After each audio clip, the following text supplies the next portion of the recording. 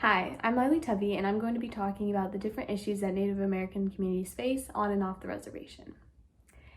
During October of this year, my younger siblings had Columbus Day, or as many call it, Indigenous Peoples Day, off of school in celebration. This sparked a great debate in my household as we each really thought about what this represented. I personally don't believe in celebrating Columbus Day due to the fact that Christopher Columbus is responsible for raping and killing many Native people. I also find it problematic that we credit him for discovering something that already existed. Not just that, but he claimed the existing land and the people as his. That's a different discussion for a different day. Instead, I opt for celebrating Indigenous Peoples Day and turn my attention to supporting those who need it most. Due to a number of historical and societal hurdles, Native American communities have become one of the most neglected and overlooked communities in the United States. These communities have some of the highest rates of homelessness, incarceration, substance abuse, mental illness, and trauma. Unfortunately, their problems are hardly ever given any attention by the media and aren't well known by other Americans.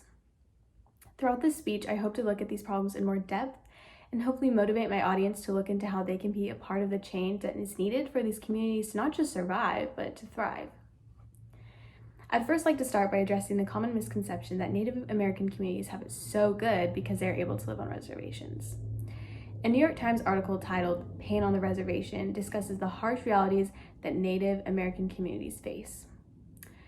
To quote Richard L. Sevier, the executive director of the CO tribe, "There are more people sick, fewer people educated, fewer people getting general assistance, more domestic violence, and more alcoholism.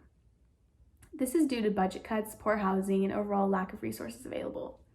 Not to mention, many reservations are overrun by gang violence and drug use.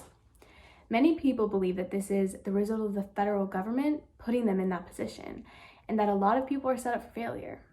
Whether or not you choose to blame the federal government, it's no secret that something needs to change. Native American communities have faced even more hurdles just in the last year as they tried to adjust to COVID-19 and successfully making it through a pandemic. There has always been deep-rooted problems when it comes to healthcare on reservations. Long before the coronavirus, the Indian Health Service was plagued by shortages of funding and supplies, a lack of doctors and nurses, too few hospital beds, and aging facilities. Due to lack of resources, the virus has killed more than 500 people in the Navajo Nation in the Southwest United States, giving it a death rate higher than New York, Florida, and Texas. In the 70s, my grandfather worked as a surgeon on a Navajo reservation, and I was actually able to read his biography. It doesn't sound like much has changed when it comes to healthcare. It reads, "There are very few Navajos trained in the health profession, a few registered nurses, and only 2 physicians. At present, we are fortunate to have 2 board-certified anesthesiologists in attendance, but in the past, there has usually been 1 overworked nurse." Another major issue that Native Americans face is inadequate housing. This is something my grandfather touched on in his biography as well, explaining that only 26% of houses have running water and flush toilets. 25% have electricity, 75% have no refrigeration. These numbers aren't much different today, as the NCAI claims 40% of on-reservation housing is considered substandard, and nearly 1/3 of homes on reservations are overcrowded. According to Maslow's hierarchy of needs, physiological needs such as water, food, and adequate shelter come before anything else. Without a proper place to stay, it's easy to assume that everyday things like getting a good night's rest, completing schoolwork, and preparing meals becomes a bit more challenging than if you had proper housing. In turn, it would be much more difficult to get an education or a job, as well as just keep yourself healthy. A 2018 paper published by the Substance Abuse and Mental Health Services Administration claimed that adults residing on tribal lands were more likely to have less than a high school education and less likely to be a college graduate than those residing off tribal lands.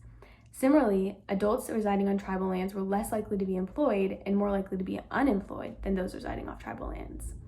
In this instance, it would also be easier to fall victim to things like depression and substance abuse. What makes these issues especially troubling, though, is the lack of resources available to help prevent and treat them. I'm not proud to say this, but before completing this assignment, I was not even remotely aware of the problems that Native American communities face. However, most Americans know very little about Native American life and culture, so it was actually not that surprising to me that we also don't know about the problems that they're facing on a daily basis. It's just not something our country usually deems as important or worthy of our attention. I would like to encourage everyone to think about and reflect on why we know so little about Native American communities when we quite literally live on their land. We often see celebrities and nonprofits raising money to complete mission trips to help those in other countries who are without basic necessities like water, electricity, and adequate healthcare.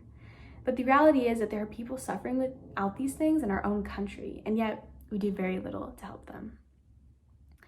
To quote Martin Luther King, "Our lives begin to end the day we become silent about things that matter." Thank you.